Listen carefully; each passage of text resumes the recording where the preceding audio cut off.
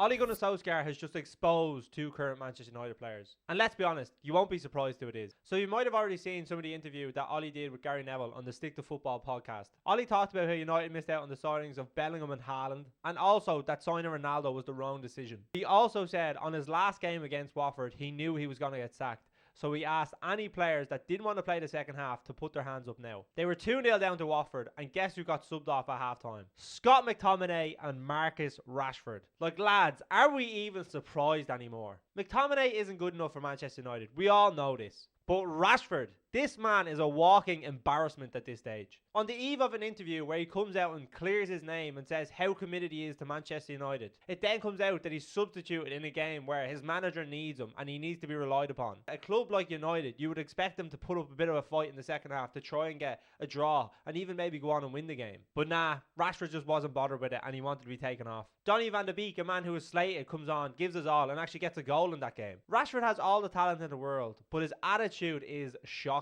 Look at the weekend, he scores against Man City. He puts up a big post saying how amazing it was to score as a Mancunian in the Manchester derby, but disappointed we didn't get the result. And he puts up 4 photos of him taking his shot.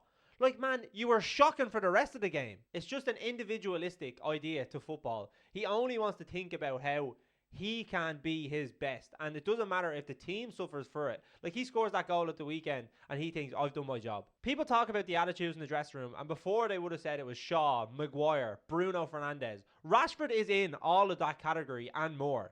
He's one of the reasons United are struggling right now. Ten Hag wants his team to be on the front foot, and Ole talked about how he had players before that could do that. People like Jesse Lingard, Andrea Herrera. But with Rashford in their team, there's not a chance he can do that. If United want to get anywhere close to Man City, Arsenal and Liverpool, they need to start selling players, and Rashford should be the top of that list.